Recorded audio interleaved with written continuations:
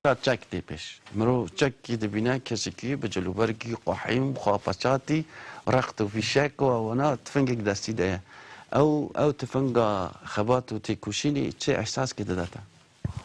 والله من وقتی که هرچند تمانی پێشمەرگایەتیم کەمە بەڵام خۆم بنەماڵەی پێشمەرگەم و شەهیدیشمان هەیە شەهیدی حزب دموکرات هەر وەک کە لە زووە خەباتی کردووە ئەم حزبە دیومانە پێشمەرگە هاتووەتەوە ناو نیشتمانەکەی و هاتووەتەوە کوردستان لە ساڵی 1375 کە ئیتر ئاخرین کاتەکانی بوو کە هاتووە ناو خاکی کوردستان منە وەختێ زۆر مناڵ بووم بەحاڵ کەم لە بیرم بێ وەلی وەختێ ئەم بینی زۆر جوان زۆر ئینسانەکان هەڵەسان چەک و ڕەختیانە بەست و ناوی پێشمەرگیان لەسەر بوو ئەو چەک و ڕەختە واقعەن ئیحساسێکیەدا بە من ئەموت ئەی کاش منیش بتوانم ئەو چەک و ڕەختە ئەو لیباسە پیرۆزی پێشمەرگایەتیە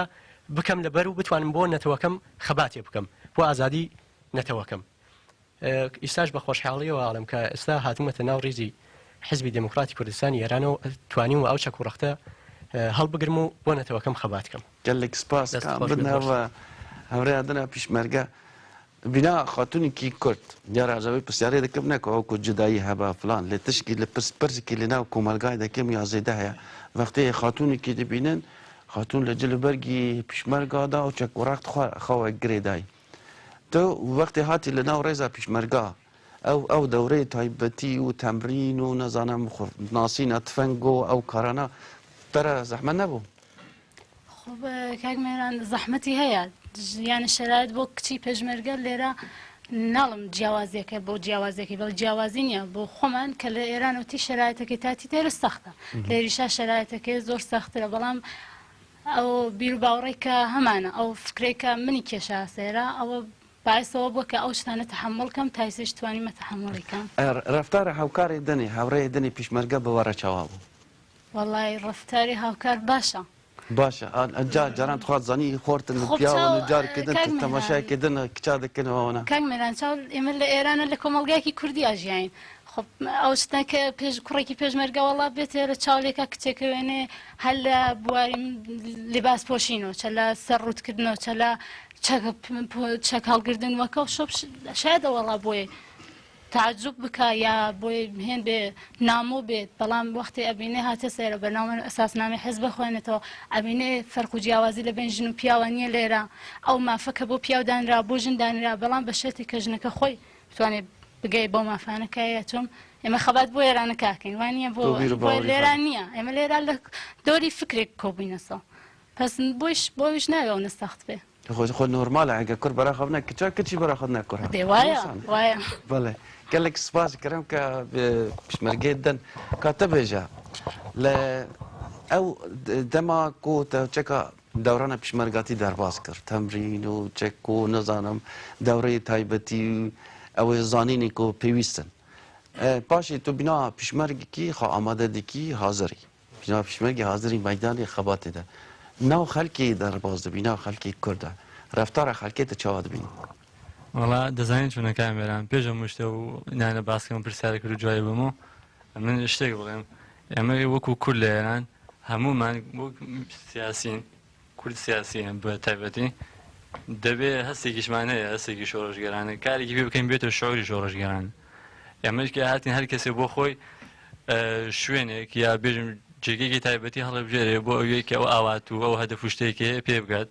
ئێمە جاتین حەزبی دموکراتمان هەڵبژارد حزبی دموکرات بە شانازی هەڵمان بژاردووە شن شتی تایبەتیە بۆ خۆی ئەوانەیە کێ بۆ ئێمە شانازیە لە ڕابردووەکەی ئێستاش داهاتوەکەی و بەرنامەشتەیەکە هەیەی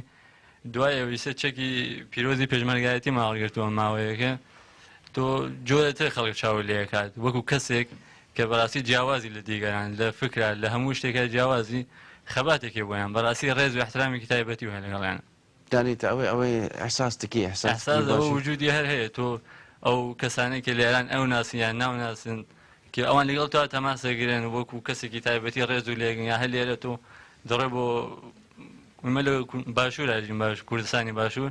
تۆ لەگەڵیان دەڕۆ هەڵسەکۆتێکن کە بزانی پێشمەرگەی نییە ڕێزێکی تایبەتی و لێگەن ئەوەی کە بزانی پێشمەرگە ناوی پیرۆزی پێشمەرگە و پێوە gelek spas هەر بژی بە هاوڕێ دەژی قسە بکە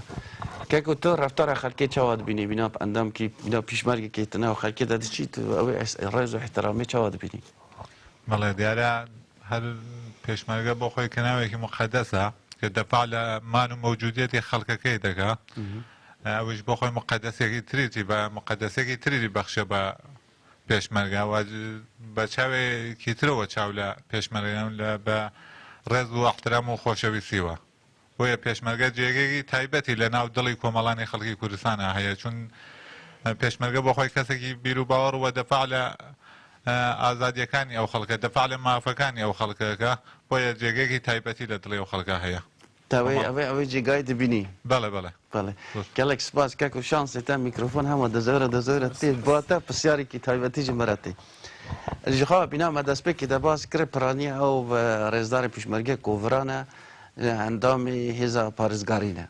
ئەو هێزا پارێزگاری بەشێکی دن یێ لەناو ئەو دابەشکردنە کار و خەباتی پیشمەرگی حزب دموکراتی کوردستانی ئیرانەیە دوکاری هەنێک بە کورتی باسی وێ هەندێ بکەی بەڵێ زۆر سپاس ینی باسی مێژووی پێکێنانی هەر هێزی پارێزگاری بۆچ پێکات و ئەرکی چیە ڕخسەت دەخوازم تۆزێ بگەڕێم و بۆ دووەڵە دەمەمە کێمە ها بە کورتی گوتی کەمە پۆخ پیا و مەجبورە چون ئەم شتانەکە لە مێژوودا هەبووە حیفا لێ پیشمەرگە دەحەزەکەن قسەی دەبکەن ئەرکی نامە بەسمە ئەرکی ئەوانیش فەرامۆش بکرێ دیارە لە ساڵەکانی تقریبن دقیق لە بیرم نییە کە 62 کە هێزێک زیاتر پێشمەرگەی هێزی پێشەوا بوون لە دەوروبەری دەفتەری سیاسی پێکات بە نێوی هێزی شەید کاکەژار کاکەژار خۆی فەرماندەری هێزی پێشەوا بوو هەروەها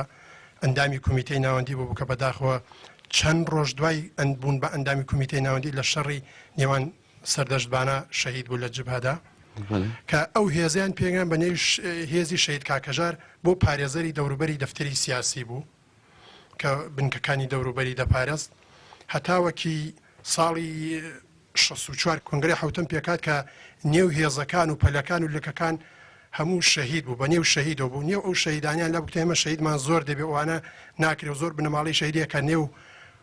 کوڕەکەی بەلکێ پەلێکەوە نییە کە نەو شەهیدەکانیان کرد بە ئەنی لک و دەستە و پەلۆ ئەوانە کردیان بە شاخ و ئەو شتانیان دانا لەسەری هێزی شەهید کاکەژەریان کرد بە هێزی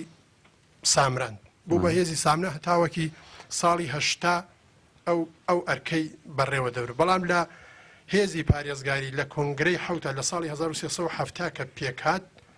کۆنگرەی نۆم ئافوکە کۆنگرەی شەهید دکتەر قاسملوو کە نێوەکەش ئاوانێ و دێرکرا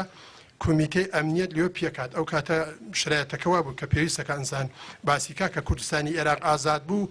بەداخەوە هەندێک مەیدان هەبوو بۆ کارە تروریستەکانی کۆماری ئیسلامی زۆر پیلانیان داڕژ زۆر ئەمەلیاتی تروریستیان کرد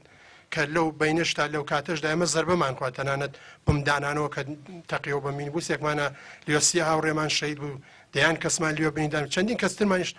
باز ناکرێت لە ترۆرەکان لەوێ کۆمیتەی ئەمنیەت بۆ پاراستنی مەوجودیەتی ئەو حیزبە لە کاری تروریستی کۆماری ئیسلامی پێکات ئەو کۆمیتەی ئەمنیەتشە هێزێکی پێکێنا بە نێوی هێزی پارێزگاری بۆ پارێزگاریکردن لە ڕێبەرایەتی ئەو حیزبە دەفتەری سیاسی ئەو حیزبە تا ئەچن بۆ ئەملا ئۆلا لە مەعموریەتەکان و کەلێک سپاس کەکە مخەمەند دەمەمە سەر خلاصبوونی مە 4 دقیقه مەمانە وا 4 دقیقه ببڕە ژخوا گوتن بەبی ئەوەی تێفامکردن هێز پارێزگاری بەشێکیش کار و خزمەتین پیشمەرگانە لێ بە ئەوەیەکێدن کارکردن دانیا پێشەخوا بەڵێ کەرم کە زۆر گەلێ بە کورتی یەک دقیقە ناخێنە دامە بەسەکەم ئەرکی پارێزگاری ئەوە بۆتەکە کە حیزب لە قەندیل هاتە خوارە و هاتە ئێرە ئەرکی تەواوی ینی ڕێوڕسمەکان مەراسمەکان ئەملاولا هەموو ئەوانە لە ئەستۆ هێزی پارێزگاری بۆ لەبەرەوە کە دەمەمە پرکێ وایە ئەمە هەنێک شەڕ و جەک و ڕەخت و ئەوە تشتانە دانێنە قەرەغی پیشمەرگەر بینە هەموو ئەستانی دن مرۆڤە و هەنی کار و ئەرکی گران و نەدانینە پێشاخە ئەرکی تایبەتیەکنەوە بینەوە هەمیان باس کرد بە ئەوەیەکی تایبەتی ئەو ڕێوا بژارتیا و دەچە پێش و ناو خەلکیدا ڕێز احترامەخوا هەیە بە شێوەیە جرباجرژیانە لێ پیشمەرگە ئەو تشتانە هەموو گرتنە پێشیاخوا گەلێک جارا مرۆڤ دیرۆکێدا دیتویە بەتایبە لەناو پیشمەرگی حیزب دموکراتی کوردستانە ئیرانێدا دەما شەردا دەما پڕ مجد و جدیدا و حتا شەهید هەورەی ئەوان شەهیدیش بوونە لە سەنگەرێدا دێن ئالیکێدن دەگرنە گووان دێ و سترانێ خات بێژن او پیشمرگه ما بخواشی و همونها او لوانا همو بینا کادر کی بحثی پر مجد سیاسی گوتو بیش دانستاندن اونا دکن لی دنگ خواش پیشمرگه جی همیشه بناو بانک بونه نوان حوالی ما پیشمرگه دا کشان دنگی و خواش بکاره تشکی کرد بیجا که از بیجم باسی او برادره کرن بلا که تشکی کرد بیجا کرم آخه کرم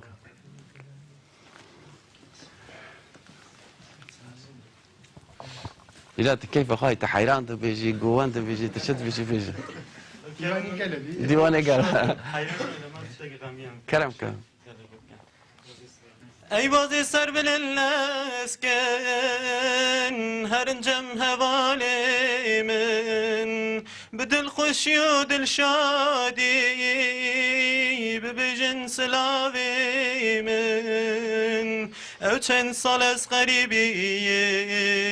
دشوتا کذبا من وکی گل گل خونه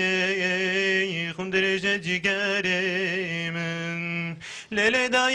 دایه پر گریم لدنیای مجوی دونه خیر ندی دایه بیت صبرم نایه از ترسم تنبینم ببی حسرت بمرم براونا سقبرامن دو بابو دلداری من برحم و خرایینه گلگ نباخچه من برنگی کسک و سرو زر بخملین مزلامن لیلی دایه پرگریم لدنیای مجوی دونه خیر ندی دایه بیت صبرم نایه تا قالك صفار سرفيجي بله گفتم که گلک خاش بودم که گلک خاش بودم برای پر شانازی به پیشمرگه جان فدای ولات خبرکاری ولات پارزداری ولات را گفت بیشتر دانستانی بکن شانازی که پر مزن بودم برای وها دورها بجوان از بارد کم ایر واجه هنی کرنگی پیشمرگه دادم ها رنگ رول که دنیا فلانه و نچکر اختی من تشکی دنه